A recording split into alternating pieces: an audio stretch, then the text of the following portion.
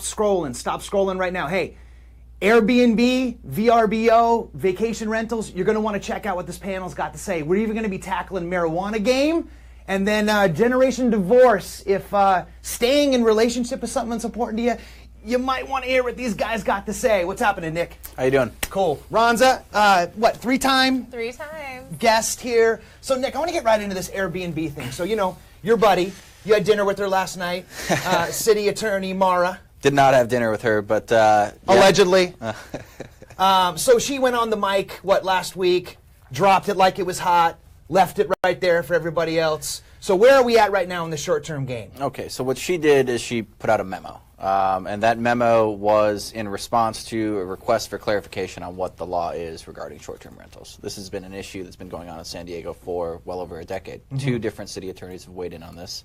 And the most recent one, her predecessor, was a little bit more liberal about this, right? Both predecessors, Michael Aguirre and Jan Goldsmith, both said that there is nothing in the municipal code that prohibits short-term rentals. But Mara Elliott's interpretation is that they are prohibited. And that it's too gray, right? Isn't that kind of more what she's saying? Isn't she kind of throwing the hat down in the dance circle and saying, look, I might not have the answer, but what's true is that there's not an answer that's clear enough for people to be stoked. So let's get into this. Don't you think it's a political posturing? It is a little bit political posturing. Okay. The reason that it seems like that is because she was backed by a group called Save San Diego Neighborhoods, right. which if you've been in Pacific Beach or La Jolla recently, you can't miss their signs. They're right. all over the place. They're right. saying they don't like the effect that short-term rentals have had on their neighborhoods. They've been incredibly vocal. Last fall, they tried to get a ban passed through City Council. City Council voted it down. And so this seems to be the fulfillment of a campaign promise that she made. So where do you think this leaves us, dude? Like what? Well, I see both sides of the aisle, right? I mean, as a homeowner, I'm a little hesitant who's renting out the space next to me, who's going to be there. It's not always, you know, good people and families, and sometimes you might attract the wrong people, and I'm a little hesitant as a homeowner, but at the same time, as someone who uses Airbnb, I would hate to see it go because it really does offer not just more affordable options for people traveling, but it also offers you to see a side of the city you're visiting that you wouldn't necessarily see holed up in a hotel, right? Like you see the neighborhoods, you actually get to interact with residents of that particular city. Right. I was so glad you offered that up because you're not a single woman, right? Right. And is it not true that when you travel, the hotel setup can be very limiting? It might right. even make you not want to maybe go to a place because if you wanted to maybe stay for a long time, first of all, it can be cost prohibitive, but secondly, a tiny little hotel room for a family to come and hang out and cook their own meals and actually get a chance to like drink in the culture in the neighborhood. Right. Probably not going to get that from the 14th floor of a Hyatt. It's a little isolating, right? Right. Yeah. And to the point about maybe the neighbors not being the best, wouldn't that also be true if it was just like a typical longer than 30-day renter? Right. I mean, maybe, yeah. As a recent homeowner as well, I would be furious if. Congratulations. Thank you. But I would be furious if there were a short-term rental next door. Ooh, furious is a strong word. Yeah, no. We moved from downtown San Diego out to the suburbs for a little bit more peace and quiet, and so the idea of having, potential party house right next door exclusively used for that. I would enjoy it. But this is good, though. May I ask what neighborhood you moved to? Yeah, we're up in Oceanside. Oceanside, okay. Yep. Well, that doesn't, okay. I was going to say, like, if you said suburbs, like, probably not going to be a big demand for short-term rental housing in the suburbs. This is more of like a coastal kind of thing. But you're actually in a coastal community. Yep. Okay. Yeah, see, I don't have to worry about much. I'm from El Cajon, so I don't think anybody's trying to rent Airbnb in El Cajon. Unless they made a serious mistake. El Cajon live stats just went through the roof right there. I guess tick, tick, tick, tick. Awesome. That was fantastic. So here's something then. Let's cap it with this. So let's get down into the economics of this, right? We mentioned it being maybe political posturing. So right now, rents are up. Mm-hmm. House prices are up, right? There's a good side to that for being a property owner, and there's also a challenging side to that in the macroeconomics of the entirety of the conversation, like having available housing for people who want to live here who can't afford to be owners yet, right? So like, where do you think this whole thing's going to shake out in the next couple months when they said that they're actually going to put pen to paper and put some structure around this? I think we'll see a ban from the city council, and it would follow suit of many other coastal cities across the country that have done this. Miami Beach has a ban. Cities up and down Orange County have bans. Santa Monica has a ban, but these were all passed by the city council, which is a little bit different than a legal memorandum from a city attorney saying that, well, these are technically illegal already under current city code. I think there's enough gray area that the city council is going to want to clarify its position on what is a permissible and impermissible short-term rental. That's interesting. So the precedent is kind of mixed, is what you're sort of saying, or maybe there isn't an exact precedent in the way that our city attorney is handling this. This is unique. Other city councils have passed bans. Those bans are being met with legal challenges. Airbnb, VRBO, these are billion-dollar companies. Right. I'm glad you're bringing that up. Yeah, so they're not going to take this laying down. The city of Santa Monica was already sued by Airbnb. I think that lawsuit was filed sometime last year. It's going to be an ongoing battle. But I do see the city council wanting to clarify the issue moving forward, and especially after an election year. I think you'll see a little bit more flexibility from council seats that aren't up for re-election. So isn't this good for tourism? Like, wouldn't we want to try to support this for the long-term economic growth of our city and communities? Like, where does the rubber meet the road in terms of the fiscal impact of this? I don't know, but I have a question for Nick in terms of the legal expenses. So the city, right, they're going to have to battle all this litigation. What does that mean for the taxpayer?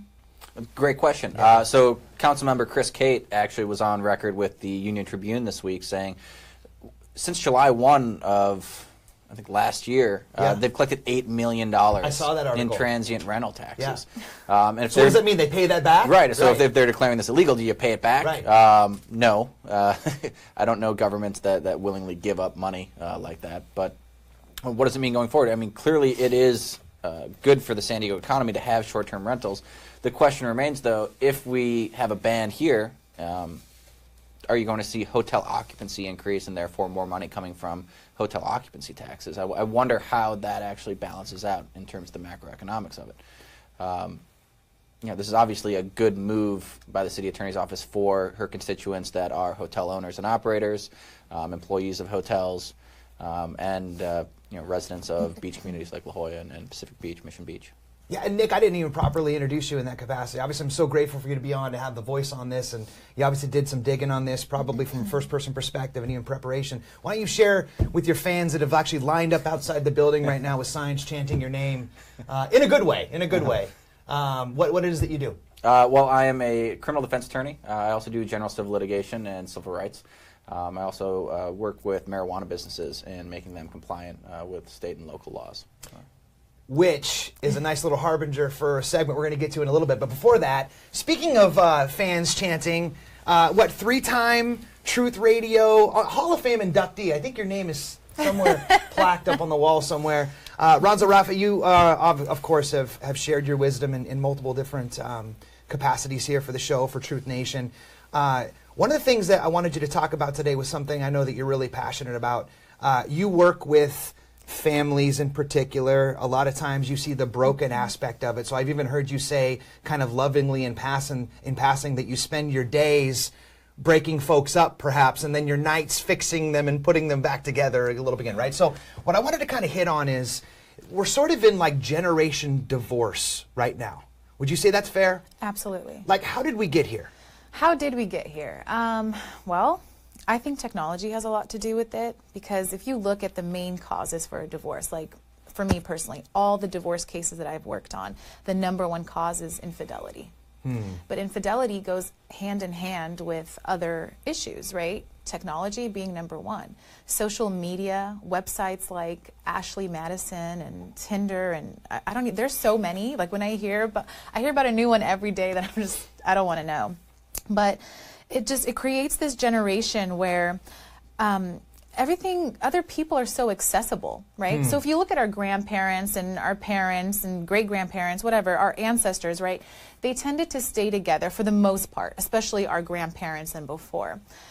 And I feel like in this generation, we have this mentality, this culture of well, there's always someone else out there, right? Yeah. Like if I get in a fight with my husband or my wife, I can just go on Facebook or Instagram and just hit up some other person. You know, it's just that the accessibility of it so much. Right. Maybe on juxtapose from like if you were living on a farm all by yourself on a remote acreage post, you know, and you only fraternized with people when you came in for supplies, Right. versus the instant nature of being able to have the next bow one thumb swipe away, right?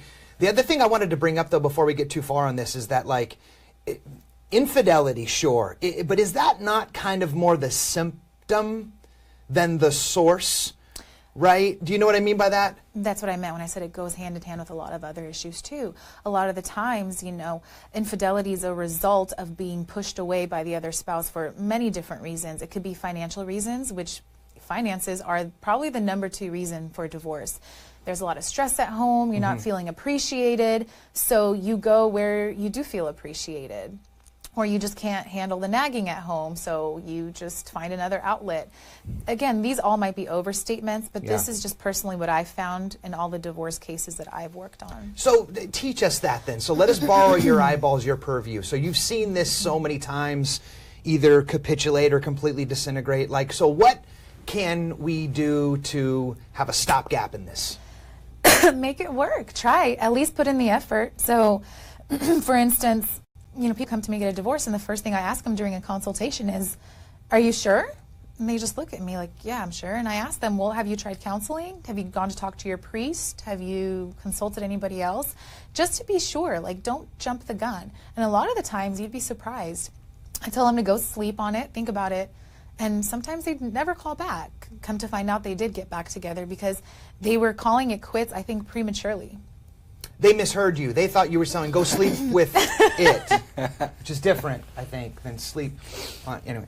So when you think about this, one of the things that comes up for me, and it's kind of part and parcel to what you were sharing, is the concept of like independence, right? So like speaking generationally, easy for me to say, like, is it kind of that there's a culture of independence now? Yeah. So speak to that a little bit and like maybe what that means.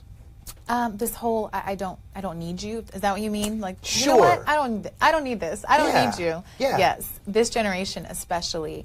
Again, when you compare our generation to our parents and our grandparents, where for the most part women were, if not entirely, at least for the most part, dependent on their husbands for income or for whatever reasons. But now it's, well, I have a job, I'm an independent woman, there are so many resources at my fingertips, there's daycare I could leave my kids at, and it's this whole idea of, okay, so I don't have to be married to you and I can still benefit from you because you have to pay child support, you have to pay spousal support, so why stay with you and be miserable when I can leave you and still benefit from you? So right. I think that also has a lot to do with not just the independence, but in general with divorce. So whereas we have this I don't need you, I don't need this independence mentality, but at the same time, this generation does heavily rely on those legal recourses like child support, spousal support. It's this whole idea of like, I can be free on my own, take care of myself, don't have to be with you, but you still have to pay for all those things. Right. You know, something that comes up for me when I think about this is that sometimes it can be as simple as like how you deal with problems, you know, or like what the program is that you use in conflict. You know, like for example, communication, right? Like, so do you disappear where you're still physically there, but you've gone inside, you disappear, like you go silent mode, or do you literally disappear? Like, do you go get in your car and take off for a weekend? Right? Like, so everybody's kind of got their own little ways of dealing with that, right? So if there was almost like a class that you could teach furthest upstream, would it be kind of like about that? Number one, communication. Is that true? 100%. Yeah. I've had clients tell me, oh, my spouse just hasn't been home in 2 weeks. Why? Oh, we got into an argument. And okay, so, or I'll have clients come in and say, and I'll ask them, well, what does your wife think about this? I don't know, she hasn't talked to me in 4 months. And it's like, what do you mean your wife hasn't talked to you? Like, where's the communication? You don't just get in the car, like you said, and drive off. No, we need to sit. We need to talk. Is divorce a failure? Like, just in general, like, is it a failure? That's interesting. Do people who are going through divorce feel like they've failed, or is it looked at as a new beginning? Like how do they view it? A new beginning. A new beginning? Yeah, it's funny because I remember growing up, my parents and again their friends, it was a failure, more like along the lines of what you're talking about, but now it's more, okay, well this didn't work out, so let's just, let's just exit. Yeah, there's no more stigma to it, or it's been lessened over time? It's been lessened, I feel like. Obviously, different clients, they have their own religions, they have their own cultures and backgrounds that they come from, but for the most part, this generation, the stigma's not there anymore. No, it's not a failure. It's a new beginning. In fact, a lot of my clients, I would say most of them, they just want an expedited version of a divorce. Like, okay, so what do I need to do to finish this? Let's hurry this up. Just rip the Band-Aid off. Hurry up. Let's, Because we've all heard folks, and I've even said this myself, where, you say, oh, you're better off. Or like, so in terms of a failure aspect, sometimes it is like a rebirth, and it's like, man, those guys should have never been together. Or like, you didn't even want to invite them to the dinner party anymore because it was always this weird tension, and you're like, dude, So there's that stuff. But like, back to that point, so if communication is one of them, like, what are some things that you could address? Like if you were a surgeon and you could kind of go in there and like cut out the bad stuff, right? So obviously getting numb is a big way that people deal with problems, right? With either alcohol or drugs. Anger.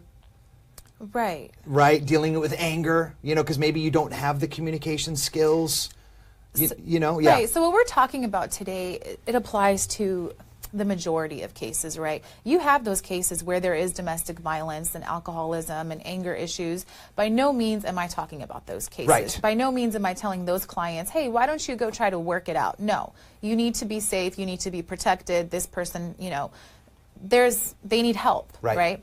But I'm talking about the other cases, the cases where it's just number one, pride. That's communication fails, I think, also because of pride. I'll ask my clients, well, why don't you just talk to him? I don't want to. And it's like, okay, put the guard down, put the pride down. It's okay. Why don't you make an effort, reach out, and let go of that. All of my clients have pride, all of them. I do. Pride. Yeah, I do it too. When I argue with my husband, I'm not talking to him until he talks to me. The favorite phrase that my wife and I have is when we tell each other, "You were right." We almost ask each other to tell each other that when it happens. You were right. Tell me, like, yeah. Yeah. Like I'll something didn't fit in the car in a particular way, and she's like, no, it needs to go this. Right. And I'm saying, no, it needs to happen like this, and turns out she was right, and she'll. Yep.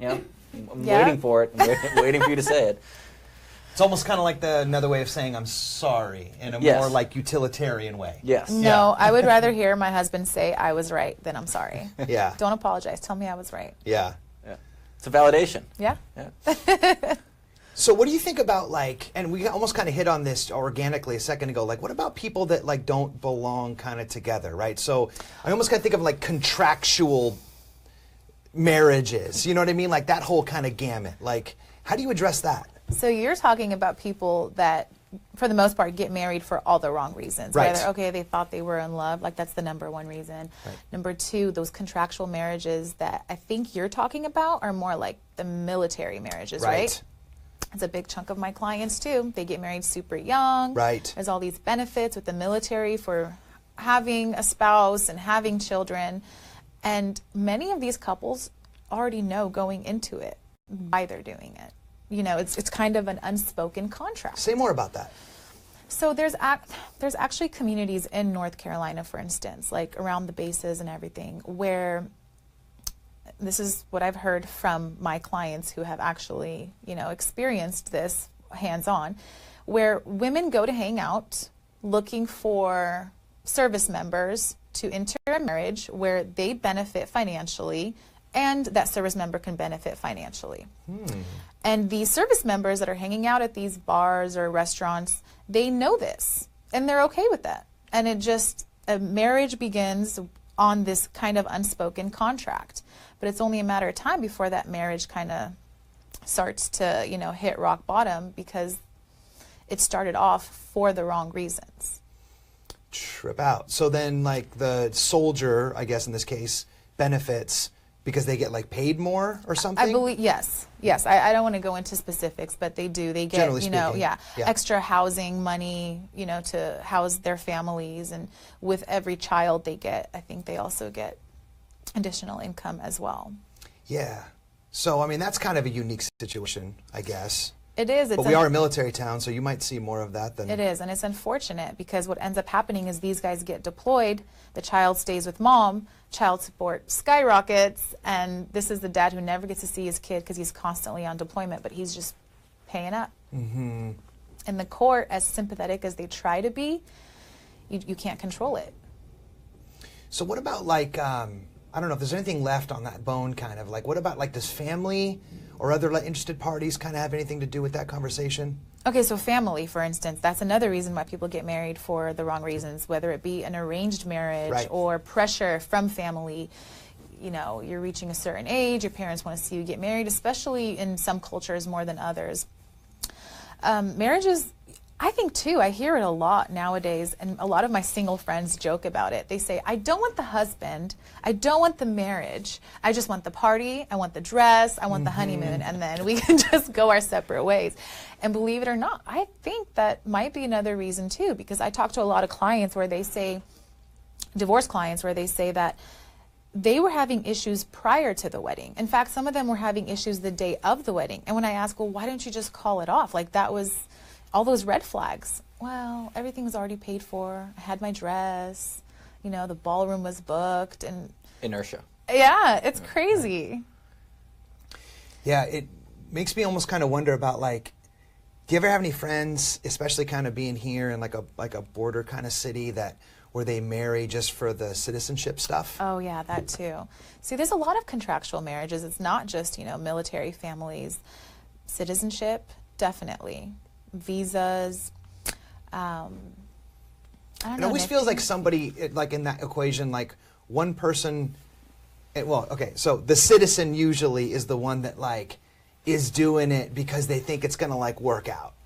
You know, like they were the mark, you know, if this was like a, you know, like a De Niro, like bank robber flick or something like that, you know? And like they had just kind of like, they had these big globe eyes, like, oh, well, you know, maybe it'll just work out. And then like, and then it gets real ugly real quick, and then it's like real sad, and it's like an ugly way that kind of goes down. Like the person got what they wanted, they used it up, and then they're gone. Absolutely. Yeah. Sometimes, though, you'd be surprised. It really is contractual. Like, I will give you this much money, marry me, let me get citizenship, and then we go our separate ways. Yeah. I've heard of a lot of stories like that. Yeah. So, I mean, what do you think we go from here? Is this something where it's our new normal? Or is this an epoch of time that we're sort of moving through, learning our lessons, and then seeing the sunny side? I remember reading somewhere that the vast majority of people who are getting divorced are people who have been divorced before. That first-time marriages, the divorce rate isn't 50%, right? The national divorce rate is 50%, but that's because many of these divorces are people who are getting divorced for the second or third. Interesting. Or so like serial monogamous relationshipers. Yeah, right? Yeah. They move on from one to the other. That's a good hashtag. Yeah. Might not fit though. I haven't read that, Nick. That's really interesting. I'm laughing right now because I'm thinking of Ross from Friends and how they're always making fun of him because he was on, his third marriage? And I'm thinking about somebody we work with too. I have a few friends who have been through the ringer a few times. Right. So, but Jesse's question, where do we go from here, right? That's why I like to, what you said, lawyer by day, matchmaker by night. Yeah. I'm really trying to balance it and the best I could. Obviously, I can't control it. There's no way I can stop divorces from happening. But it's just my personal mission to, spend, my days playing lawyer and helping people resolve their divorces and custody and support disputes. And by night, I'm a matchmaker. And let's bring people together and let's try to make it work. Like, I've had colleagues that they're shocked that I have clients come in for a consultation and I tell them, why don't you go talk to your priest first and then come see me? And they're, why would you do that? Why are you sending a client away? I'm like, no, they need to give it a chance first. Yeah. It's not about me, signing a client and making money. I really want them to go try to make it work first before they just go in guns blazing into the courtroom. Cheaper to keep her. Cheaper to keep her. Yeah. And sometimes, people are vulnerable when they come to the office the first time, right? Right. Especially in criminal defense, they're oftentimes very scared. They've never been in court before. They aren't familiar with the legal system, Right. and so you want to try and put their minds at ease and not feel like they're being taken advantage of by some kind of shark or somebody who just wants their money and doesn't really care about their best interest. I would just hate to see people give up so prematurely, and I see it a lot. Like a lot of my clients too, where I tell them like, wow, you guys actually have a really good relationship. Like there's no doubt you guys love each other. What is the problem here? And then when you take a step back and you look, the problems are fixable. Communication. Yeah.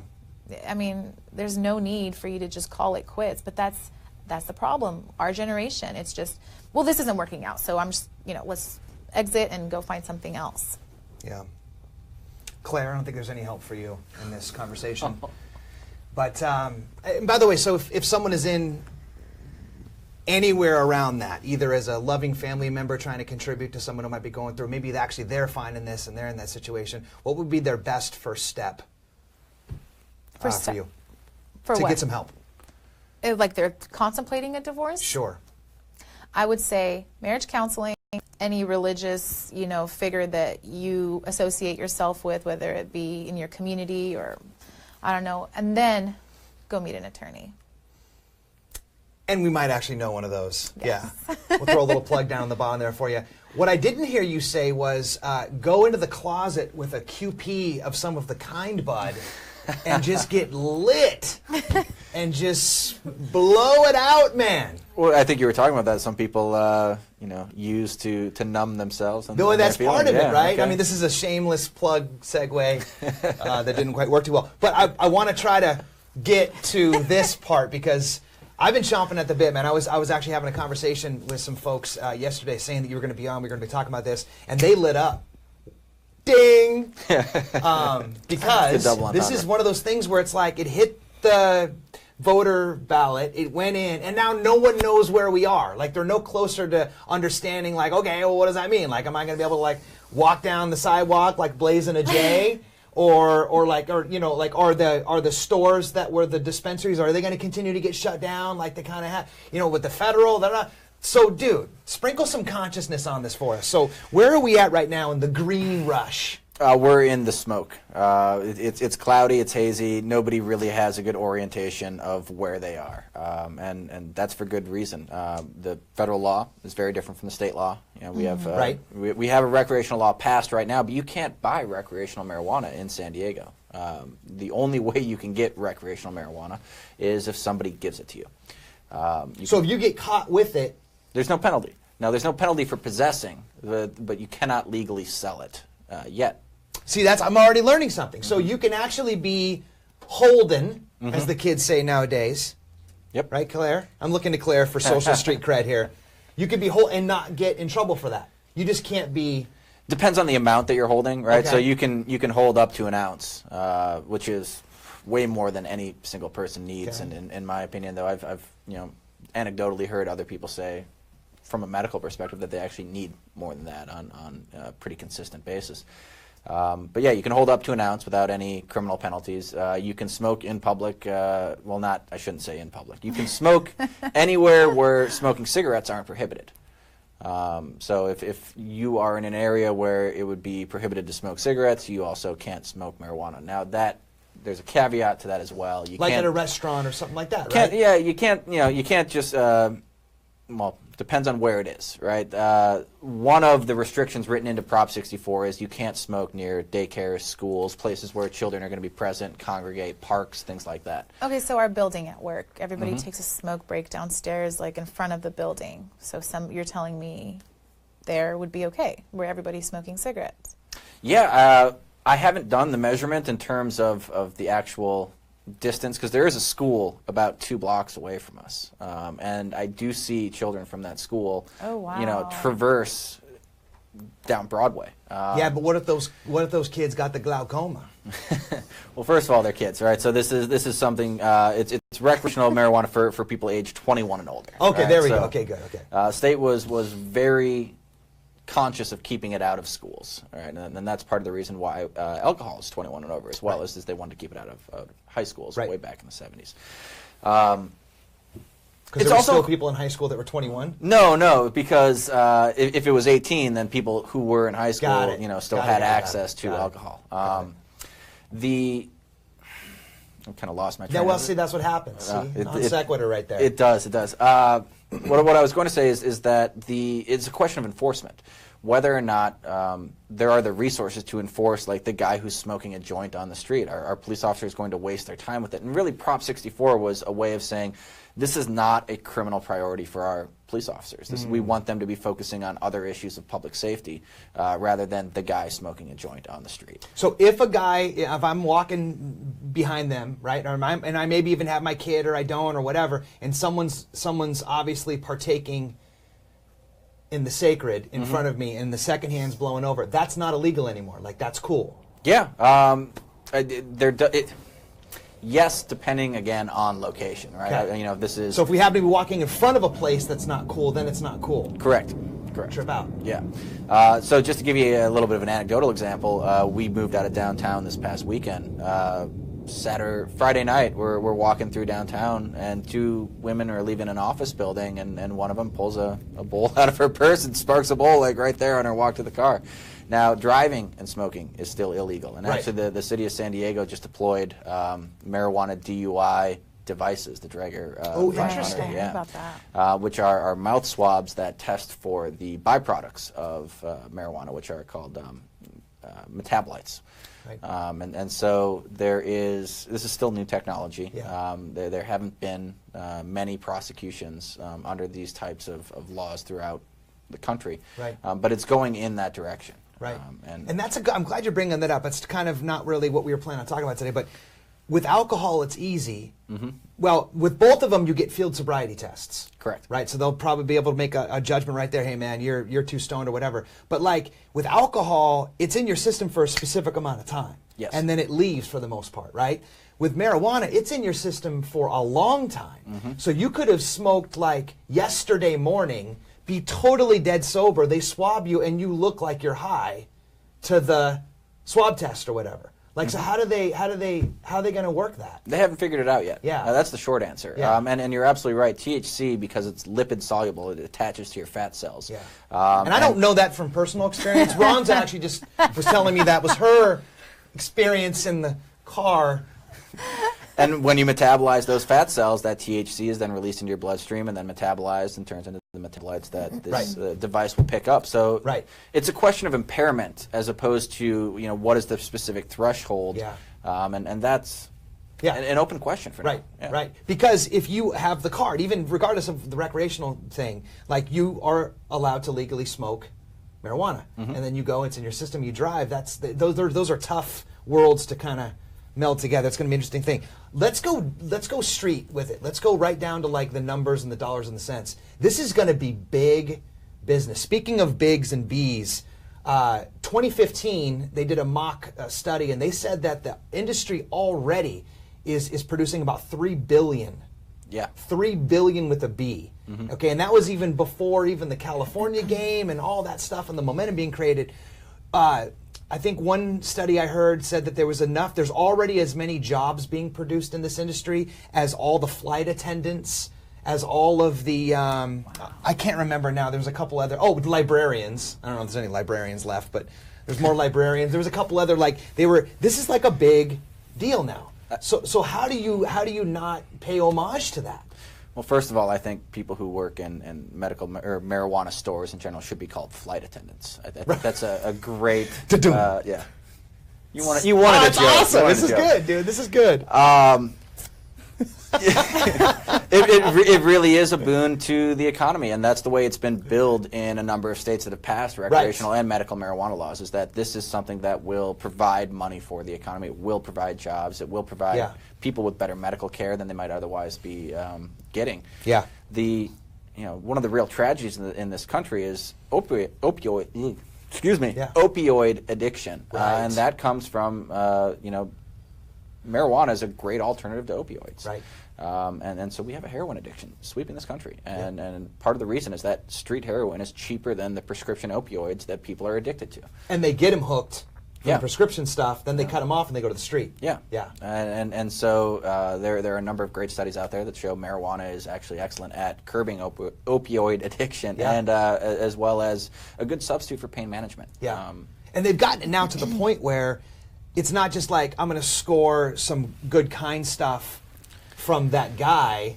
It's now like, oh, you want to not be pain, you want not experience pain, you want to have your appetite curbed. Like, they've got it down to that point where they can be scientific about it, prescription-y about it. Yes and no. I take all of that with a little bit of a grain of salt. Fair enough. Like the idea of like some strain being better for paranoia than others. I'm sure there are people who know better than I that can attest to that. I haven't seen much reliable science on that. Field work. Field work, yes. Sure. But it's not your parents' marijuana anymore either. You know, this is an entirely different drug from what existed in the 60s and the 70s in terms of THC content, in terms of its effect on developing brains, and just people's biology in general. Yeah. So obviously the Trump crew has been very vocal about trying to stem the tide of this, new Attorney General being sort of the chief flag waver in that capacity. Where do you see this kind of playing out politically? It seems like there was like a huge crescendo that was all going towards above board legal, and then these guys are kind of trying to throw the little dousing of the sprinkler fire on it. So where do you see the rubber meeting that road? Great question. I see. Well, first of all, are you familiar with what Are you familiar with what Jeff Sessions said about marijuana users? No, I don't know anything about marijuana, so maybe you can tell me. She's going to run for office one day. There you go. So Jeff Sessions was on record saying that no good people smoke marijuana. Oh, wow. And that's kind of an asinine statement for the country's top law enforcement officer to say. It just, there's no other words to describe that. It looks like they want to start prosecuting states that have marijuana infrastructure because it's still illegal under federal law. It's a Schedule I controlled substance. And until that changes, the Attorney General has the ability to prosecute marijuana crimes across the country. Now, there is something called the Rohrabacher-Farr Amendment. This was passed in 2014 as part of an omnibus spending bill. And that amendment prohibits the Department of Justice from using funds to prevent states from establishing medical marijuana regulatory framework. Doesn't say anything about recreational marijuana. And so this is an organization, an administration that campaigned on law and order. They definitely had the backing of police unions across the country. And one of their methods of funding is DOJ funds for prosecuting drug-related crimes.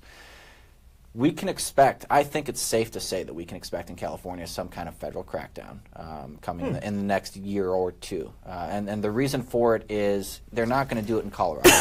It's a swing state. It's always in play every election. Too many votes to lose. Washington and Oregon, they're deep blue states, but they're not nearly as deep blue as California. California is not going to go Republican in a presidential election anytime in the near future. And so it's a safe bet that if they were to target a specific state with funds to prosecute marijuana crimes, it's going to be California. Interesting. Now, Ronza, this is obviously, with your family and stuff, one of the things that I remember came up during the whole prop debate and the election cycle and everything was the optics, right? So, like, I remember one of the things, I vividly remember this, I can't tell if it was like a campaign commercial or if it was just some sound bite from the news juggernauts, but they were saying that we banned tobacco's ability to be on commercials in like the late 70s or something like that. And that the bill would kind of allow for the companies to kind of show up and promote their product. And then so then they were like, well, but not during kids shows. And let's be honest, dude, like kids, they watch TV whenever they want to, right? So like, is it going to show up like in between, a family show that they're watching, that they're promoting? That's slice number one. Two is, have you seen how they package the edibles? Oh my God. They look like candy bars. Yes. I mean, that's the whole fun of it. Like, it's part of the culture. It's actually candy. Well, it is actually candy too, right? So like, that's a whole thing. Like, what if your kid thought he was eating a Kit Kat and it was the I don't know what they always have a fun little way that they play it, right? It's like they play the words, the Kit Kat, and they flip them around a little way, so it's like weed cat or something like that, pot cat or whatever. Where do you sit with that? Well, I'm not okay with it, right? I'm a mom, and when Nick was talking about how, you're allowed to smoke in designated areas, but it can't be within a certain distance of a school. Good.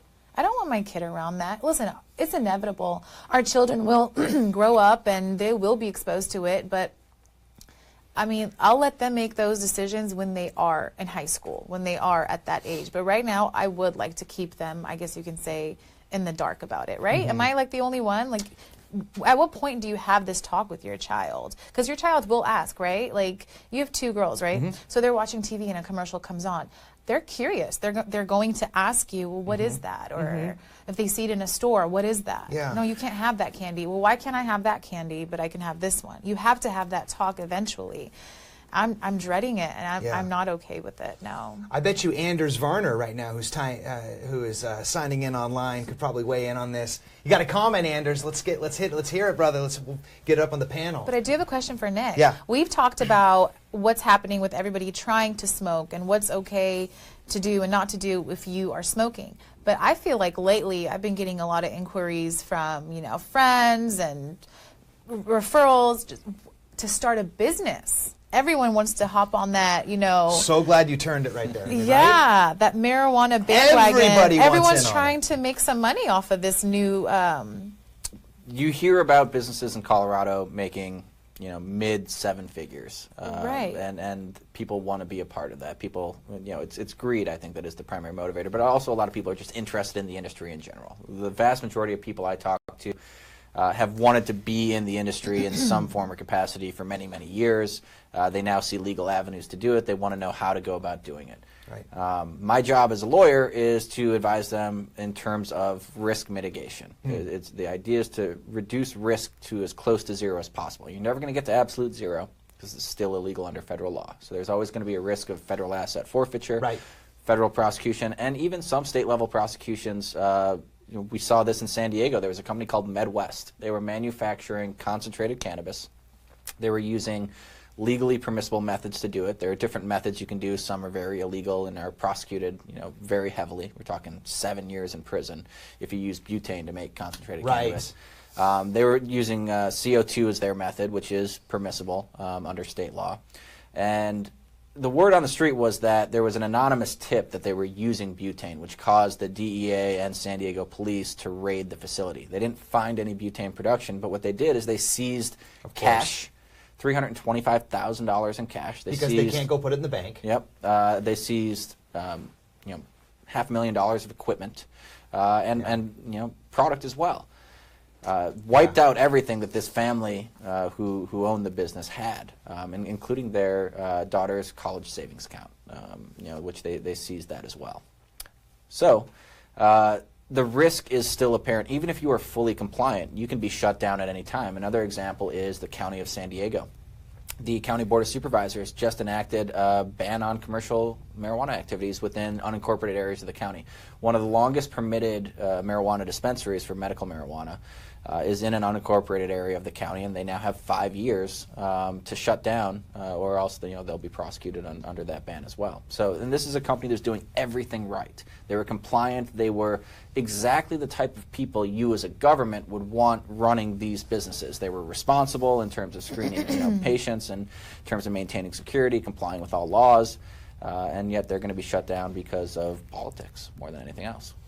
I mean, the economics of it must be so awesome that it allows them to live under this horrible veil of being raided or shut down, or your business no longer existing at all times. Yes and no. The economics are great in terms of potential revenue and actual revenue. However, it's a cash-based business. Right. You can't have a merchant account. You can't be taking credit card payments. Right. You have to pay your employees in cash. You have to carry massive amounts of cash around with you. It creates a risk of armed robbery. Exactly my point. Yeah. And the question is, what do you do with all this cash? Because no bank is going to allow you to deposit it, because they are FDIC banks and they'll lose their insurance through the FDIC if they accept that kind of money. And they'll invite scrutiny that banks don't want. And so banks would love to accept these deposits, but they can't. Their hands are tied. Yeah. So what do you do with all that cash? If you're making $1 million a year in cash, that's a problem. That's more of a problem than a good thing for a lot of people. Yeah. And because of that, gang, that's also why we got the esteemed panelists to be able to help kind of sort through any issues with that. So if someone's watching this right now, which basically means probably everyone, right, just about, and this is something that you're interested in, you maybe want to get into, how would they get in touch with you to kind of sort through the details? Sure, you can see my website, www.njmorelaw.com. I have articles on that site about how to go about opening a recreational or medical marijuana business. You can give me a call any time of day. I love talking about this. I enjoy meeting people who are interested in getting into this field because it is an emerging market and it's fun to be a part of something that's new. Yeah. History. Cool. Yeah. Awesome, gang. Well, that's going to do it for us. So thanks for tuning in live for our Truth Radio Live segment. And we'll be back here next month for a brand new panel, brand new topics. Appreciate you guys coming and hanging out. Hey, thank you very much. You bet. All right.